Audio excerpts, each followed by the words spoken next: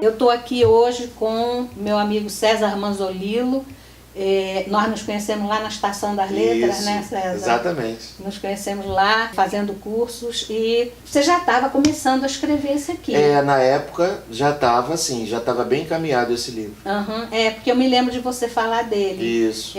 A Angústia e Outros Presságios Funestos, que é um livro do qual eu já tenho falado. Você está muito ativo, né? Fazendo promoções. Pois é, Ione, a gente está iniciando, né, de uma certa maneira, é o meu primeiro livro, solo, né, tem algumas participações em coletânea, mas a gente precisa divulgar o trabalho, é muito difícil, né, conquistar os leitores. Sim. Então, realmente, esse trabalho de estar por aí, estar nos eventos, participar de coisas, é importante, né? Certo. Eu gosto também, né, Ione? Esse meio, né, esse mundo é um mundo que me agrada, então não é nenhum sacrifício para mim participar desses eventos literários, né?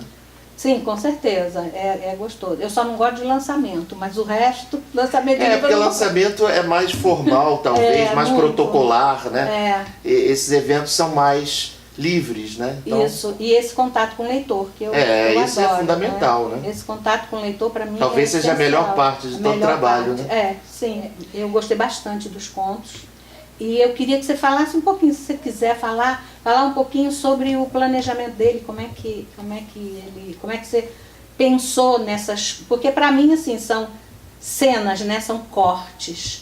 Eu acho que é uma boa forma de considerar, né, esse projeto aí com cenas, cortes, né? Porque são contos curtos, todos têm o mesmo tamanho, e na folha de Word eram 20 linhas, que eu me impus essa condição, mas que algumas pessoas até comentaram comigo que eu estava me aprisionando de alguma maneira, só que eu não me senti assim, né, quando fiz o livro.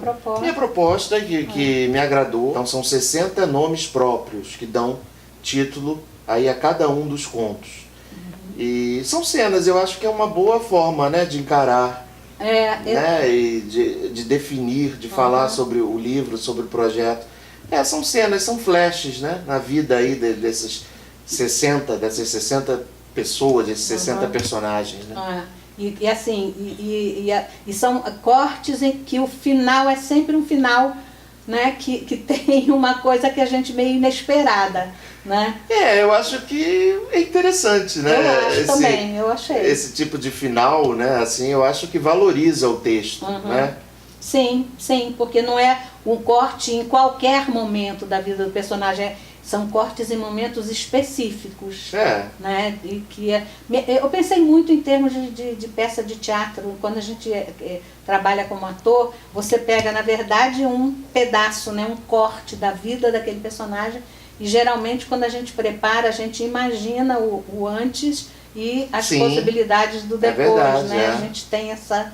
E aí tem a parte de criação. Aí monta o todo, né? Isso ajuda a criar aquele personagem, né? Isso. E eu acho que isso, para o leitor, para mim, tá? Como leitora, eu vou falar agora do tipo de diálogo que eu estabeleci com o teu livro.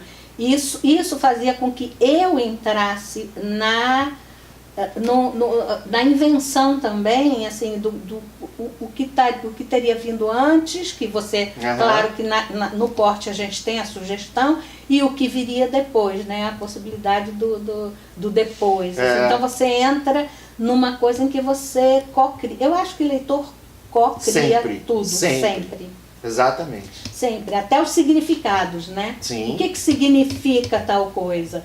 Né? Significa dependendo da moldura, da minha moldura de leitura, né? E no caso aqui, eu fui uma leitora e eu achei muito interessante. Você está com outros planos de escrita?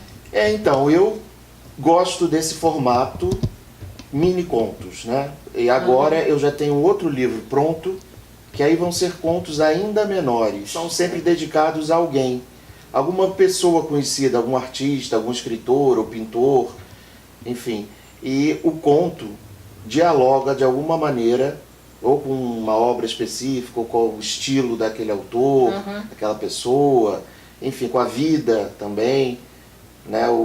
Há esse diálogo aí nos contos. E essa questão do mini conto, né? Do microconto, desses contos tão curtos, isso sem dúvida é um reflexo das redes sociais. Por exemplo, no Twitter, agora são 280 caracteres, mas até pouco tempo eram 140. Mensagens curtas dentro dessa limitação imposta pela própria rede, e começaram a fazer coisas muito interessantes. Daí para isso se tornar arte, literatura, foi um pulo, né? Mesmo nas outras redes, né? que não o Twitter. A gente posta textos curtos muitas vezes, no próprio Facebook, no Instagram. Então esse texto curto, eu acho que na atualidade sofreu uma valorização, né? Então, por exemplo, existe um livro muito bom de textos curtos do Carrascosa, que se chama Linha Única. É um livro de contos, ele encara como um livro de contos, e o título não é à toa, os contos têm uma linha. Sim. Me sinto confortável nesse formato assim, mais enxuto. Que tem que ser econômico mesmo e significativo, né? Bom, aí o significado abre, inclusive, muito mais. O leitor exatamente, e muito mais. Vai compor isso muito mais. Exatamente. Do que quando você tem já uma história que você tem que... Aí fica um fiapo de história, praticamente. E eu acho que nesse caso também o próprio título ganha uma importância muito grande, porque o título também ajuda a fazer, e muito, né? A conexão. A conexão. Você não pensa em escrever nada longo tipo, né? Romance. Então, eu acho, dizer nunca, acho que não diria, mas no momento acho que não pensaria nisso. Você tem, assim, participado de muitas coisas, né? E inclusive de uma coletânea, né? Você quer falar dessa? Sim, coletânea. Então, essa coletânea saiu recentemente pelo selo eu não li ainda. Carreira Literária, da editora 8,5, o livro se chama Caixa de Pandora. Então, a ideia da coletânea é que os autores escrevessem contos sombrios de alguma maneira, né? Enfim, personagens pecadores, né? Personagens malvados, né? E aí essa referência ao título, Caixa de Pandora, são 19. São 19 contos, autores de todo o Brasil. E eu tô aí com um conto. Com um dos contos do Caixa de Pandora.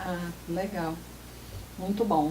Eu só queria agradecer bastante essa oportunidade de conversar com você. Nós já conversamos quando nos encontramos por aí, né? Às vezes também nos encontramos em eventos, já fomos colegas de curso. E, enfim, para mim foi ótimo vir aqui, conversar com você, bater esse papo. E quero também dizer que essa sua iniciativa de montar esse canal é uma iniciativa ótima. Tem o meu apoio total, né? Tudo que promove a literatura obrigada. Sempre terá o meu apoio. Eu acredito profundamente nas coisas unidas. Eu não acredito em competição. Verdade. Eu acredito, assim, utopicamente talvez, mas é a minha utopia, eu acredito que tudo que é feito em termos de time, se você vender mais livros, eu acredito que eu vou vender mais também, entendeu? Se você tiver mais leitores, você conquistar leitores, eu acredito que eu estou conquistando leitor para mim, mesmo que o leitor necessariamente não vá ler o meu livro. Não sei se você entende o que eu estou querendo dizer. Sim, eu entendo, e eu acho que é por aí mesmo. Eu acho que é uma coisa que a gente, como um todo, né? Da gente estar, entendeu, junto, da gente estar numa coisa na qual a gente acredita, que a gente faz por amor. Isso. Né? Então, enfim.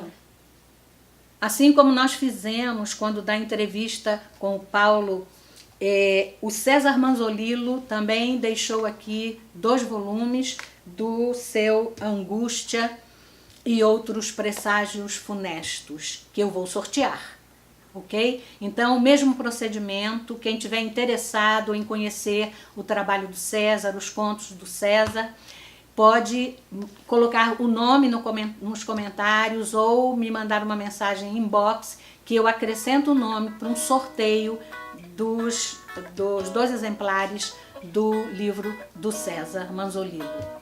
Boa sorte! consegue passar essas ideias fortes, concisas e que nos levam a caminhar com as palavras.